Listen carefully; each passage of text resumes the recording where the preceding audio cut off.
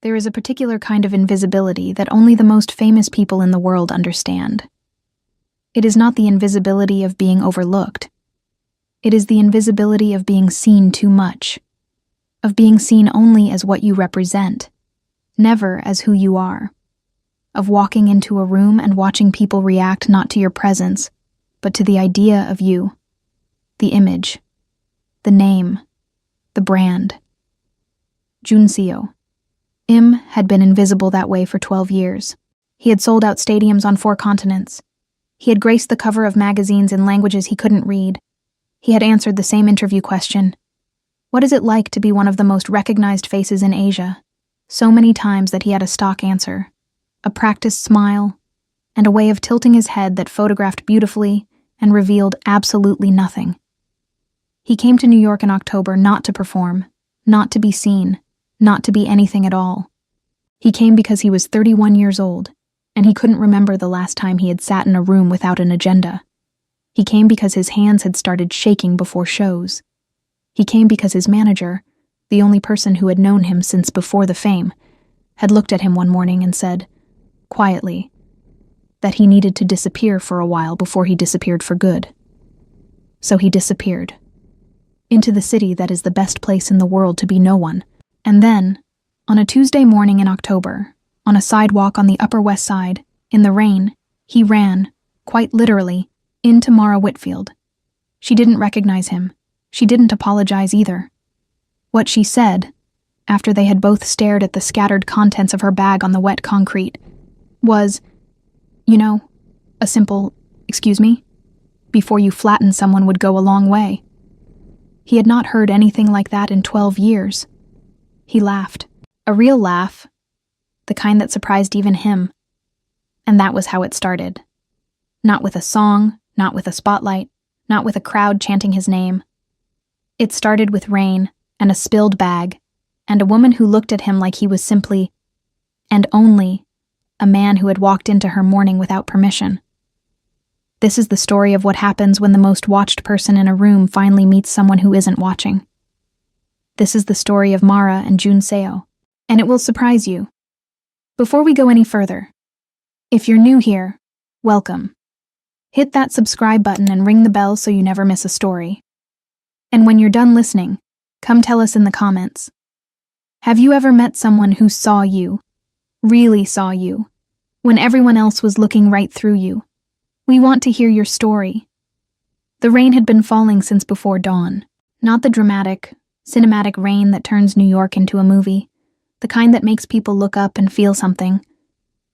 This was the ordinary kind, gray, persistent, indifferent, the kind of rain that had no interest in anyone's story.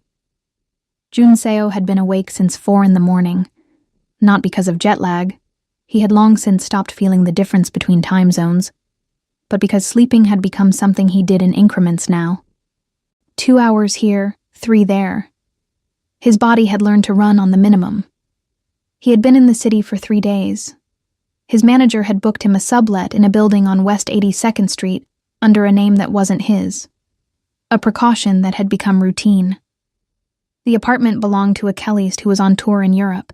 It smelled faintly of rosin and old books, and Jun Seo had spent most of his first 2 days sitting in the cellist's reading chair by the window, watching the street below, doing absolutely nothing.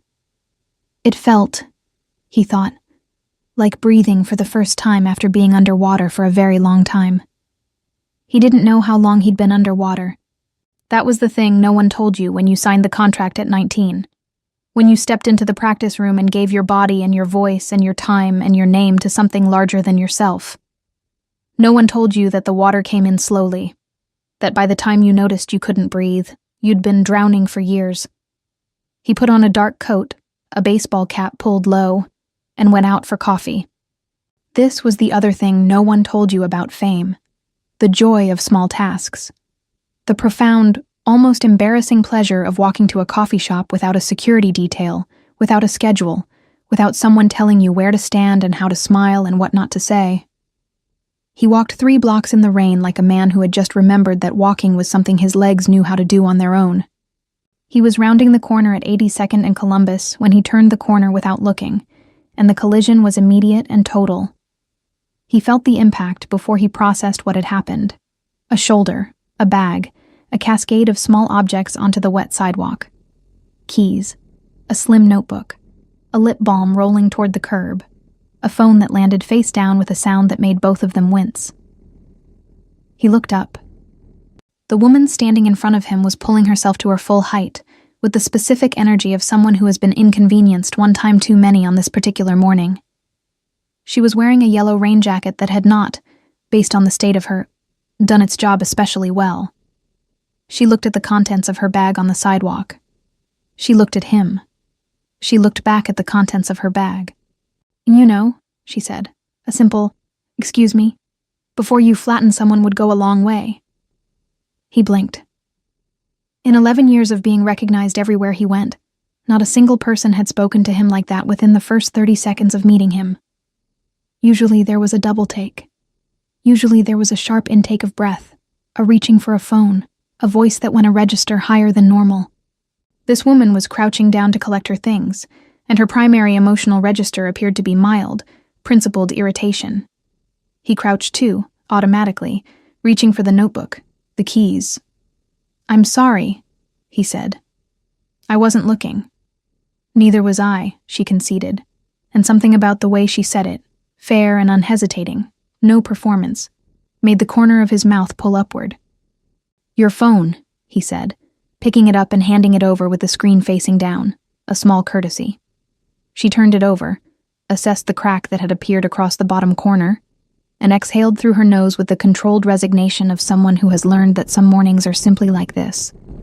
"It's fine," she said, though her voice made clear she was still deciding whether it was fine.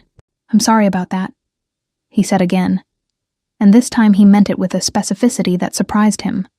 Not the polished, managed apology he gave when things went wrong in professional contexts. A real one. She looked at him then. Actually looked, not the way people usually looked at him, cataloging his face against a mental archive of images, but the way you look at someone you've just collided with, taking measure of whether they're going to be a problem or not. "It's fine," she said again, and this time she seemed to mean it. "Watch where you're going." And she walked away. Junseo stood on the wet sidewalk for a moment, holding his coffee in one hand, and realized he was smiling. He couldn't remember the last time he had smiled without knowing someone was watching. Mara Whitfield was 33 years old, and she had, by her own assessment, a completely reasonable life. She had grown up in Brooklyn, the youngest of 3 children, in a household that ran on warmth, laughter, and the particular kind of organized chaos that comes from 2 working parents and too many opinions at the dinner table. She had her mother's gift for making people feel at ease and her father's deep suspicion of anything that couldn't be laughed at. She had studied social work at Hunter College and spent 4 years doing case management for a nonprofit on the Lower East Side, before burning out in the specific way that people who care too much always do. Not dramatically, not suddenly, but quietly, like a candle that simply runs out of wax. She had taken a year, regrouped, and pivoted into community programming. Now she ran after-school programs for a youth center on the Upper West Side, 2 blocks from where, on this Tuesday in October 2024, a stranger with a baseball cap had walked directly into her morning. She arrived at the center still damp, greeted the front desk with a wave, made herself tea in the staff kitchen, and had entirely forgotten the collision by the time her 9 o'clock meeting started. This was one of Mara's qualities that the people who loved her found both admirable and slightly maddening. She did not dwell. She processed quickly, released cleanly, and moved forward. Her best friend Denise called it a superpower. Her last ex-boyfriend called it avoidance.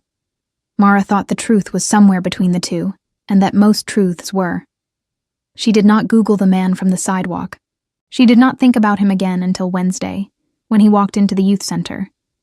She was in the gym, supervising the tail end of a basketball session, when Kenji, 16, 6 feet tall, and constitutionally incapable of walking anywhere quietly, erupted through the side door with the specific energy of someone carrying news he considered urgent. "Mara, there's a guy at the front desk asking about volunteering.